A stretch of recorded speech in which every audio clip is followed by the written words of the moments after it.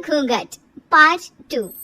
पिछले अंक में हमने देखा कि देविका अपने ससुराल में हर गलत बात का विरोध करती, तो उसकी वजह से देविका पर उसके ससुराल वाले बहुत अत्याचार करने लगे।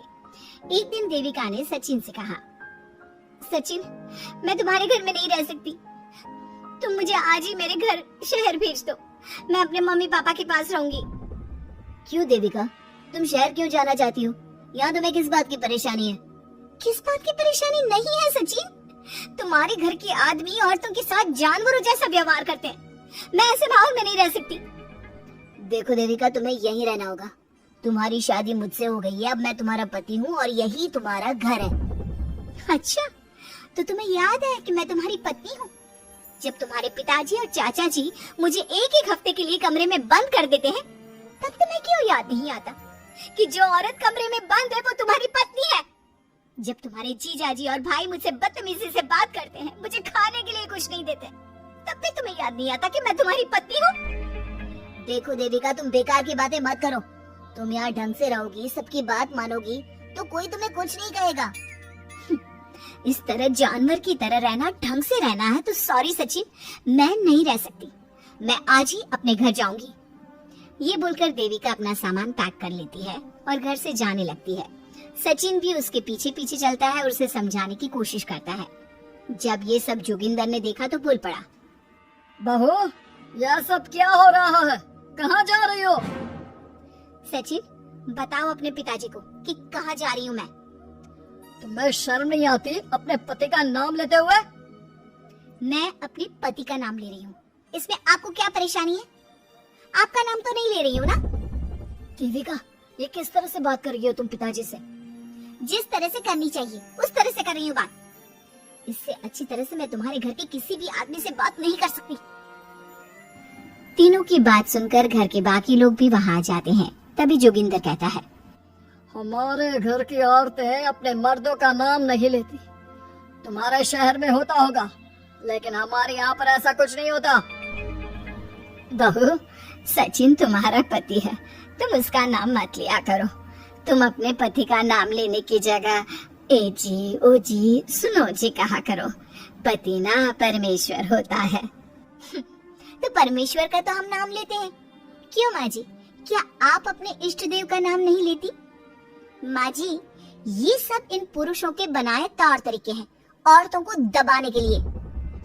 ये बेशर्म लड़की ऐसा नहीं सुधरेगी, ये हमारे घर की औरतों को भड़का रही है। सचिन, तुम इसे चुप कराओगे या फिर मैं करूं? नहीं नहीं पिताजी, मैं अभी समझा देता हूँ। चलो देविका अंदर, और कितना तमाशा बनाओगी मेरा? सचिन, मैं अंदर नहीं बाहर जाऊंगी, अब मैं यहाँ नहीं रह सकती। देविका की बात सुनकर महेंद्र कहता है, भाई साहब, ये लड़की इस घर से और गांव से बाहर ना जानी चाहिए, नहीं तो हमारे घर और गांव की औरतें भी ऐसी ही हरकतें करेंगी, वो भी मर्दों के खिलाफ बगावत करेंगी। और मैं भी देखती हूँ कि मुझे घर से बाहर जाने से कौन रोकता है। बहू, इनसे बहस करने का कोई फायदा नहीं, तुम अंदर चलो, इस गांव के मर्दों के अंदर बहुत अहंकार भरा हुआ है। देविका किसी की बात नहीं सुनती और अपना सामान उठाकर घर से बाहर जाने लगती है। तभी वहाँ मोहन और कल्याण आते हैं।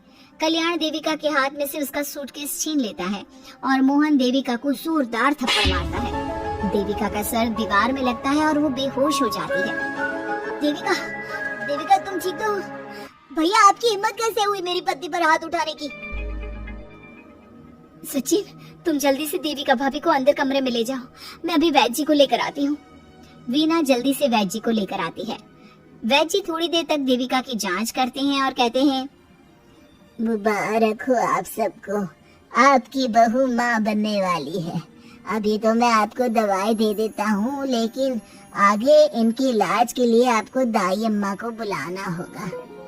ये बात सुनकर घर के सभी लोग खुश होते हैं। देविका को जब होश आता है, उसे ये बात पता चलती है तो वो बहुत खुश होती है। वो सबसे कहती है, मैं अपने बच्चे को यहाँ नहीं रख सकती। क्यों बहू, क्या हुआ? अब तुम ये सब बातें मत सोचो, तुम्हें आराम करना चाहिए। नहीं माँ जी, आप नहीं समझ रही। अगर मेरा बेटा हुआ तो इस घर के मर्दों की तरह अहंकारी और औरतों पर जुल्म करने वाला बनेगा, और अगर मेरी बेटी हुई तो वो जानवरों की तरह जुल्म सहने वाली बनेगी। और दोनों ही अनपढ़ रहेंगी। देविका की बात सुनकर घर की सभी औरतों को पहली बार एहसास हुआ कि वो किस अंधकार वाले समाज में जी रही हैं। लेकिन फिर भी घर की सारी औरतें उसे ही समझाती हैं। बहू देखो, तुम्हारी बात सही है, लेकिन तुम इस हालत में सफर नहीं कर सकती। हाँ बहू, तुम यही रहो, अपना और अपने बच्चे का ख्याल रखो। देखो ना देविका भाभी, हमें बिल्कुल भी पढ़ना लिखना नहीं आता, अपना नाम भी नहीं लिख पाते, तो आप मुझे थोड़ा पढ़ा दीजिए ना। देविका, तुम्हारी बातें सुनकर पहली बार हमें एहसास हुआ है कि कैसे माहौल में हम जी रहे हैं। तुमने हमारे अंदर उम्मीद की नई रोशनी पैदा की है। यहाँ से मत जाओ तुम। देविका ने घर की औरतों की बात सुनी तो उसका दिल पसीज गया। उसने गांव में ही रहने का फैसला लिया। वो अपने घर की औरतों को रोज पढ़ाती, उन्हें अपने अधिकारों के बारे में, देश के बारे में बताती। इसी तरह कई दिन बीत गए और एक दिन सुजाता ने सचिन से कहा, सचिन, देविका की तबीयत ठीक नहीं, तुम जल्दी जाकर दाई अम्मा को बुला लाओ ना। भाभी, दाई अम्मा क्या कर लेंगी? आप किसी डॉक्टर को बुला लो, मेरी तबीयत ठीक नहीं है। देविका, गांव के लोग डॉक्टर पर भरोसा नहीं करते। दाई अम्मा बरसों से ये काम कर रही है, वो तुम्हें ठीक कर देगी। सचिन, तुम्हारे घर वाले अनपढ़ हैं, तुम तो पढ़े लिखे हो ना, देख नहीं रहे मेरी हालत क्या हो रही है। तभी तो बोल रहा हूँ, समय बर्बाद मत करो, मैं अभी आता हूँ। सचिन दाई अम्मा को बुला कर ले आता है। दाई अम्मा घरेलू नुस्खों से देविका का इलाज तो कर देती है। कुछ समय के लिए उसकी हालत भी स्थिर हो जाती है, लेकिन वो पूरी तरह से ठीक नहीं होती। फिर देविका सचिन से कहती है, सचिन, मुझे समझ में नहीं आ रहा, तुम मुझे डॉक्टर के पास क्यों नहीं ले जा रहे? मैं माँ बनने वाली हूँ और मुझे ये भी नहीं पता कि मेरा हेमोग्लोबिन कितना है। दाई अम्मा कर रही है ना तुम्हारा इलाज, लेकिन दाई अम्मा को कुछ समझ में नहीं आ रहा कि मेरे साथ क्या हो रहा है। अगर देखो तुम मुझे नहीं लेकर गए ना, तो मैं खुद ही चली जाऊंगी। अगले दिन देविका की तबीयत दोबारा बिगड़ जाती है और दाई अम्मा के किसी भी नुस्खे से वो ठीक नहीं हो रही थी। देविका ने सारी हिम्मत जुटाई और वो अकेले ही डॉक्टर के पास जाने लगी। उसे देखकर मोहन कहता है, बहू, इस हालत में कहाँ जा रही हो? आप लोगों के भरोसे रही ना, तो आप लोग मुझे मार ही डालोगे। डॉक्टर के पास जा रही हूँ मैं। बहू, तेरा दिमाग तो ठिकाने पर है। हमारे घर की औरतें मर्दों से इलाज नहीं कराती। हे भगवान, इन जाहिल लोगों को मैं कैसे समझाऊं? डॉक्टर औरतें भी होती हैं। बहू, तो हमें पागल मत बना, हमने तो कभी कोई महिला डॉक्टर नहीं देखी। तू झूठ बोलकर निकलना चाहती है ना? इस गांव की सरहद से आप लोग कभी बाहर नहीं गए ना, इसलिए आप लोगों को नहीं पता कि महिलाएं डॉक्टर के अलावा क्या क्या है। ए लड़की, तुझसे तमीज से बात कर रहे हैं तो तू ज्यादा हवा में मत उड़। बोला ना एक बार, चल अंदर जा। चाचा जी, मैं अंदर नहीं जाऊंगी, डॉक्टर के पास जाऊंगी। मेरा इलाज सिर्फ डॉक्टर ही कर सकता है। ये बोलकर देविका घर से निकल रही थी कि तभी जोगिंदर ने उसे कमरे में ले जाकर बेड पर जोर से धक्का दे दिया, जिसकी वजह से देविका के पेट में चोट लग गई और वो दर्द की वजह से जोर जोर से चिल्लाने लगी। ये देखकर घर की सारी औरतें देविका को संभालने लगी। देविका, हिम्मत रखो, सब ठीक हो जाएगा। देविका भाभी, आप ठीक हो ना? माँ, कुछ करिए ना, भाभी की तबीयत बहुत खराब हो रही है। लेकिन मैं क्या कर सकती हूँ? भाभी, कुछ तो करो, कहीं बहू को कुछ हो ना जाए। उधर जोगिंदर मेन गेट पर बड़ा सा ताला लगा देता है और कहता है, आज के बाद इस घर से कोई भी औरत बाहर नहीं निकलेगी। देविका का बच्चा भी इसी घर में होगा, ये जिंदा रहे या मर जाए।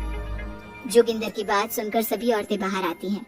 जब विमला को इस बात का एहसास हो जाता है कि जोगिंदर देविका को डॉक्टर के पास किसी कीमत पर नहीं जाने देगा, तब विमला पहली बार अपना घूंघट उठाकर तेज आवाज में कहती है, मैं भी देखती हूँ देविका को डॉक्टर के पास जाने से कौन रोकता है।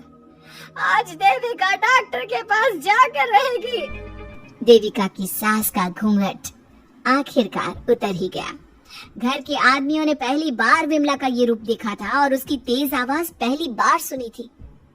क्या विमला अपनी बहू की जान बचा पाएगी या जोगिंदर अपनी पत्नी की आवाज भी दबा देगा?